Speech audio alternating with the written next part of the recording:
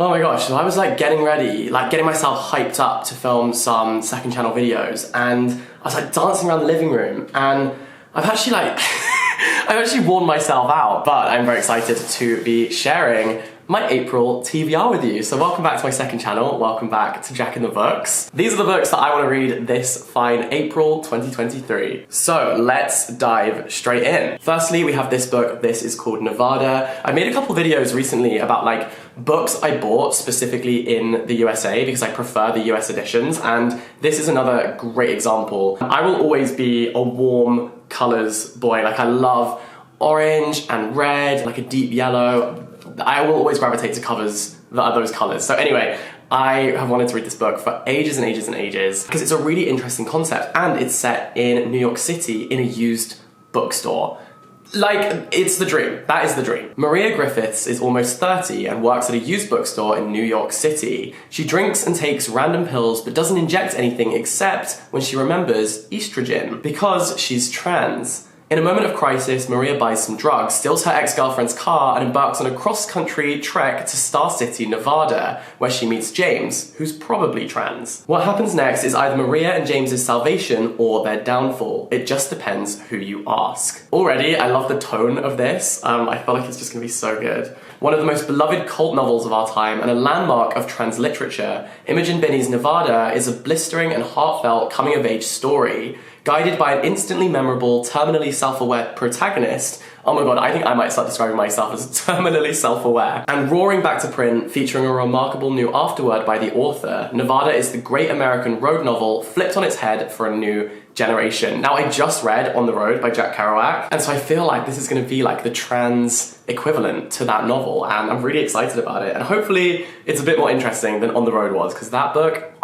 honestly was really dull. But that is Nevada by Imogen Binnie. The next book is this one. What a gorgeous cover that is too. This is Just by Looking at Him, a novel by Ryan O'Connell. Described on the cover by Melissa Broder, who I also love. Her book Milkfed is sublime. A very funny novel about falling for a fantasy and finding love for one's own self. I feel like that sounds really, really good. And for me to pay for a book in hardcover, in the USA, where hardcover, this was $27. You know I gotta be like desperate to read it to pay that much, and so yeah, I'm excited about this. A raucously funny, achingly real, and irresistibly touching debut novel about love, living with disabilities, and fighting addiction from the creator of Special and co-star of Queer as Folk. Elliot is a 35-year-old overpaid TV writer who works on a hit network show that makes the King of Queens look like high art.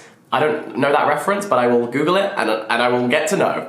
He spends his days trying to impress his Machiavellian boss and outsmart his colleagues. By night, he orders Postmates and drinks bottles of natural wine with his perfect, supportive boyfriend, Gus. On the surface, his life is incredible. Because he's a disabled person with cerebral palsy, everyone expects him to be especially grateful. But Elliot is tired of feeling grateful. He wants to have more life experiences and possess the same confidence as his able-bodied peers. So when he hears his boss is bragging about a wild night with a sex worker, Elliot is intrigued. Within days, he too is spending $480 an hour for a sexy afternoon with an aspiring optician named River. At first, the arrangement with River is empowering, but as their dynamic deepens and veers into obsession, Elliot realizes that, much like the wine he chokes down every night, River has become a form of escapism, which is taking a serious toll on his life and his self-esteem. How can Elliot learn to value himself in a world that doesn't value him? How interesting does that sound? That's unlike anything else I've ever read before. And I also think it's really important to diversify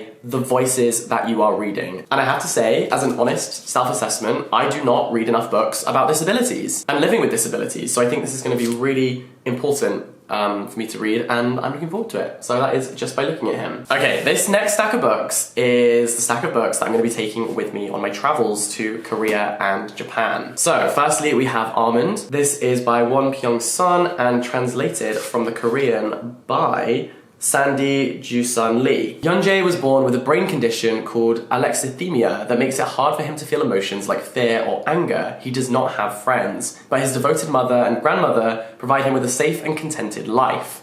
But everything changes when a shocking act of random violence shatters his world, leaving him alone and on his own.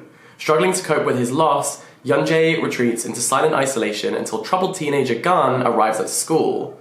The two form a surprising bond, and when Garn suddenly finds his life at risk, young Jay will have to step outside of every comfort zone he has created to perhaps become the hero of his own story. This has been on my TBR for the longest time. I finally bought it, I'm finally gonna read it, and I am buzzing. Before I move on to the next book, I just wanted to let you know that today's video is very kindly brought to you by Squarespace. Squarespace is the go-to platform if you're looking to build a website or start an online brand, because they have loads of incredible templates, which are the perfect starting point for setting up your website. You can then customize it, make it completely your own, make something that is so loudly and proudly you. It's a great way to express yourself and what your business is about. It's also probably the first way that people will come into contact with your company. So you want to impress them, you want to make a good first impression, right? And with Squarespace, you can absolutely guarantee that will happen. You can also set up a blog, there are great analytical tools, everything you need is right at your fingertips. So don't delay, you can head to squarespace.com right now for a free trial and give it a little test run. And then when you're ready to launch your beautiful website, you can use the code JACKINTHEBOOKS at squarespace.com/JACKINTHEBOOKS to get 10% off your first purchase of a website or domain. I cannot wait to see what you create, and I hope this is the start of something really, really exciting for you. So thank you so much to Squarespace for working with me on this video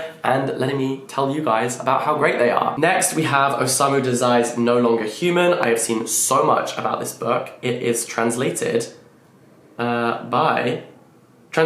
by Donald Keene. Portraying himself as a failure, the protagonist of Osamu Dazai's No Longer Human narrates a seemingly normal life, even while he feels himself incapable of understanding human beings. Oba Yozo's attempt to reconcile himself to the world around him begin in early childhood, continue through high school, where he becomes a clown to mask his alienation, and eventually lead to a failed suicide attempt as an adult. Without sentimentality, he records the casual cruelties of life and its fleeting moments of human connection and tenderness. And this is semi-autobiographical too. I know this is going to rip my heart out of my chest and crush it into tiny pieces, and you know what? I can't wait. Next, we have Untold Night and Day by Bae Sua, and this is translated from the Korean by Deborah Smith. Finishing her last shift at Seoul's only audio theatre for the blind, Kim Ayami heads into the night with her former boss, searching for a missing friend. The following day, she looks after a visiting poet, a man who is not as he seems. Unfolding over a night and day in the sweltering summer heat,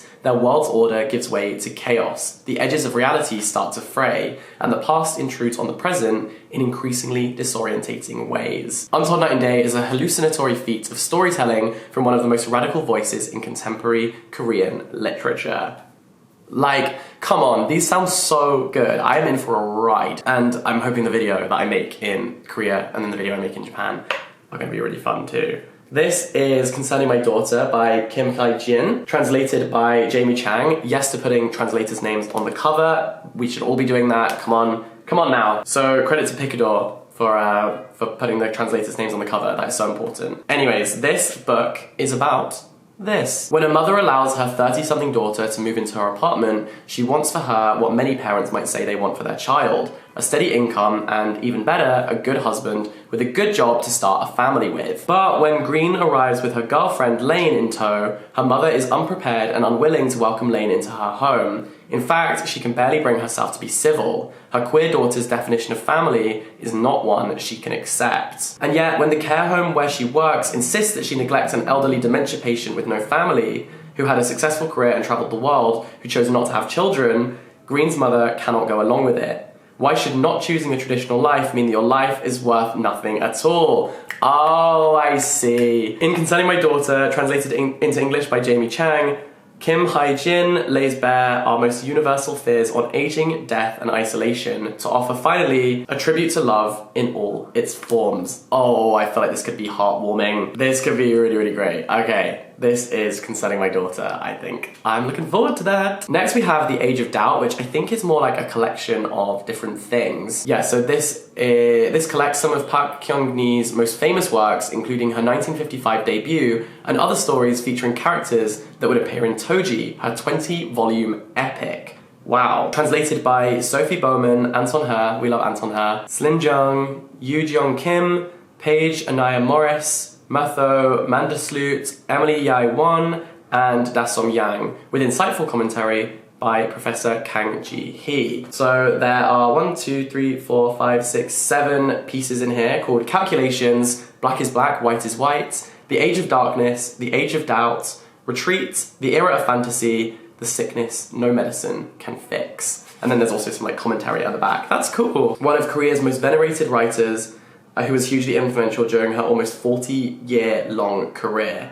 Cool, and this is like the highlights reel. I feel like this is gonna be really, really cool, so I'm looking forward to reading this. Next, 2 Japanese books, and I'm gonna go book shopping for some more Japanese literature as well while I'm there. But this first one is Things Remembered and Things Forgotten by Kyoko Nakajima, and translated from Japanese by Ian McCullough MacDonald and Ginny Tapley Takamori. If we want to understand what has been lost to time, there is no way other than through the exercise of imagination. Imagination applied with delicate rather than broad strokes. So writes the award-winning Japanese author Kyoko Nakajima of her story Things Remembered and Things Forgotten, a piece that illuminates, as if by throwing a switch, the layers of wartime devastation that lie just below the surface of Tokyo's insistently modern culture. The 10 acclaimed stories in this collection are pervaded by an air of ghostliness. In beautifully crafted and deceptively light prose, Kyoko Nakajima portrays men and women beset by cultural amnesia and unaware of how haunted they are,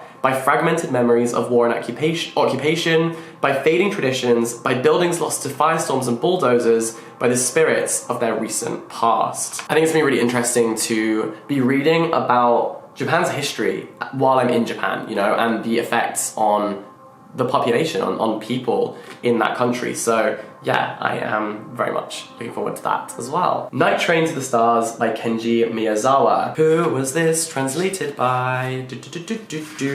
This was translated from the Japanese by John Bester. Enter a world of beguiling Japanese tales, enchanting enigmatic stories of animals, human beings, and the great natural world.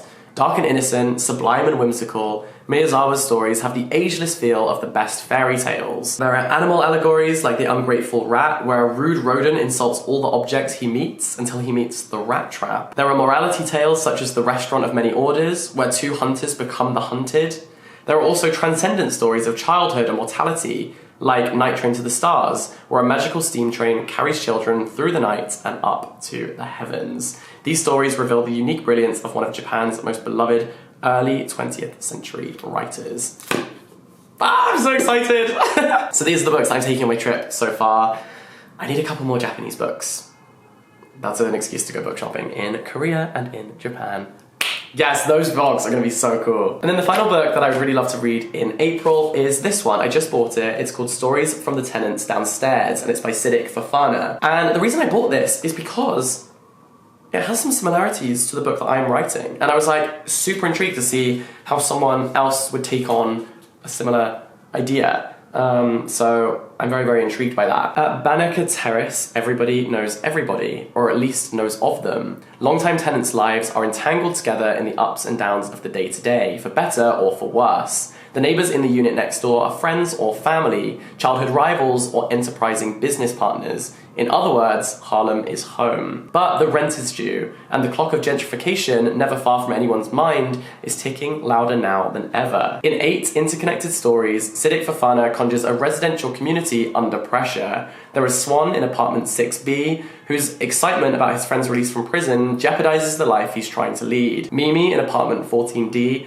hustles to raise the child she had with Swan. And Quanisha B. Miles in apartment 21J is a former gymnast with a good education who wishes she could leave Banneker for good, but can't seem to escape the building's gravitational pull. We root for the tight-knit cast of characters as they weave in and out of one another's lives, working to escape their pasts and blaze new paths forward for themselves and the people they love. All the while, we brace, as they do, for the challenges of a rapidly shifting future. Stories from the Tenants Downstairs brilliantly captures the joy and pain of the human experience and heralds the arrival of a uniquely talented writer. And as you know, I love reading books about New York City, so this I think is going to be really, really great. So those are the books that I would love to read this month. Let me know which of these you would pick up first, which excites you the most, and whoop, that was a close call. Reviews will be coming very, very soon.